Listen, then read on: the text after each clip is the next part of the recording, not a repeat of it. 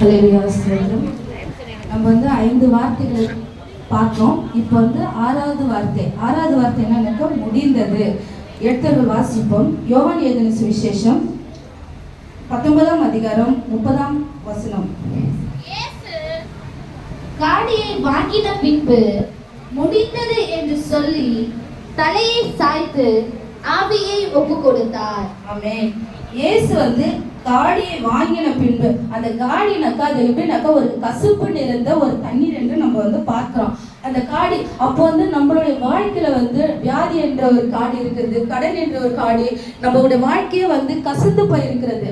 அந்த கசந்து போன வாழ்க்கையை வந்து நம்ம வந்து கர்த்தர் வந்து என்ன பண்றாருனாக்கா நம்ம வந்து தலை நிமிர்ந்து நடக்கும்படியா அவர் வந்து என்ன பண்றாரு, அந்த காடியை வாங்கின பின்பு தலையை என்ன பண்றாரு, சாய்க்கிறாரு. நாம வந்து செய்த பாவங்கள், குற்றங்கள், வியாதிகள், கடன் இப்படிப்பட்ட வந்து கசப்பு நிறைந்த நம்மளுடைய வாழ்க்கையை வந்து அவர் என்ன பண்றாருனாக்கா மதுரமா மாற்ற வேண்டும் என்றுதான் அவர் என்ன பண்றாருனாக்கா இயேசு காடியை வாங்கின பின்பு என்ன பண்றாருன்னா தலையை சாய்த்து முடிந்தது. அப்ப நம்மளோட தலை நிமிர்ந்து நம்ம நல்லா நடக்கணும், நல்லா இருக்கணும். அவர் என்ன பண்ணாரு, அந்த கல்வாரியில வந்து அந்த கசப்பு நிறைந்த அந்த வாழ்க்கையை வந்து என்ன பண்ணாரு, ஏத்துக்கிறாரு. அடுத்தது வந்து நம்ம வந்து வாசிப்போம். ரூத் எழுதின சுவிசேஷ அதிகாரத்துல வந்து 1ஆம் அதிகாரம் 20வது வசனத்தை வந்து நம்ம வாசிப்போம். ரூத் 1:20. அதற்கு அவள், நீங்கள் என்னை நகோமி என்று சொல்லாமல் மாறாள் என்று சொல்லுங்கள், சர்வ வல்லவர் எனக்கு மிகுந்த கசப்பை கட்டளையிட்டார். இங்க வந்து நம்ம பார்க்கும்போது நகோமி வந்து தன் தேசத்தை விட்டு அவங்க என்ன பண்றாங்க, பஞ்சம் ஏற்பட்டதுனால அவங்க என்ன பண்றாங்க, வெளி தேசத்துக்கு போறாங்க. போகும்போது தன் கணவர் இழந்துறாங்க, தன்னுடைய 2 மகன்களையும் அவங்க என்ன பண்றாங்க, இழந்துட்டு மறுபடியும் சரி நம்மளுடைய தேசத்துக்கு நம்ம மறுபடியும் திரும்பி போகலாம் என்று அவங்க என்ன பண்றாங்க.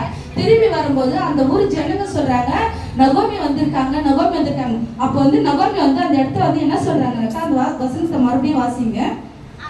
அதற்கு அவள், நீங்கள் என்னை நகோமி என்று சொல்லாமல் மாறாள் என்று சொல்லுங்கள், சர்வ வல்லவர் எனக்கு மிகுந்த கசப்பை கட்டளையிட்டார். ஆமென். அப்ப என்ன சொல்றாங்க, என்ன வந்து நகோமின்னு சொல்லாதீங்க, என்ன வந்து மாறான்னு சொல்லுங்க. ஏன்னாக்கா என் வாழ்க்கை வந்து என்ன பண்ணிருது, கசந்து போயிருக்கிறது.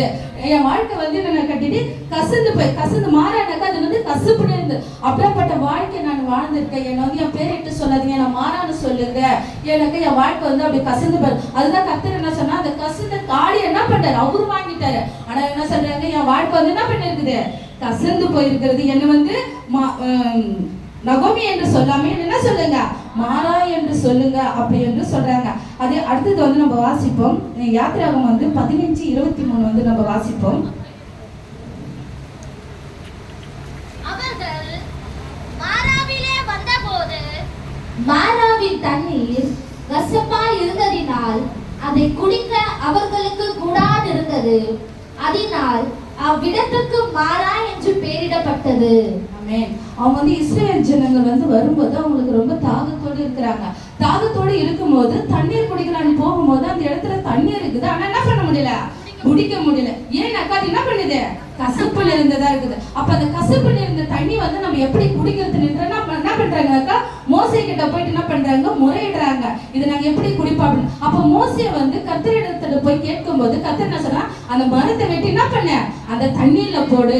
அந்த மரமாகி நம்மளுடைய ஆண்டவராகிய இயேசு கிறிஸ்து நம்மள வாழ்க்கையில வரும்போதுதான் நம்ம என்ன பண்ணுவோம், ருசி உள்ள ஒரு தண்ணியா நம்ம வந்து என்ன பண்ணனாக்கா மாற்றப்படுவோம். அப்ப அந்த மரத்தை வந்து அந்த தண்ணியில வெட்டி போடப்பட்ட பிறகுதான் அந்த தண்ணி என்னாச்சு, மதுரமாச்சு. அதுக்கு முன்னாடி அந்த மரம் எப்படி இருந்ததுன்னா கசப்பு நிறைந்த ஒரு காடியா தான் நம்ம என்ன பண்ணோம், பார்த்தோம். அதை வந்து நம்மளோட வாழ்க்கை கசந்து போயிருக்கிற இந்த வாழ்க்கையில வந்து கர்த்தராகிய ஆண்டவராகிய இயேசு கிறிஸ்து என்ன பண்ணாரு, வெட்டி நமக்காக என்ன பண்ணாரு, போடப்பட்ட பிறகுதான் நம்மளுடைய வாழ்க்கையில இப்ப எப்படி இருக்குதுனாக்கா மதுரமா என்ன பண்ணுது, காணப்படுகிறது.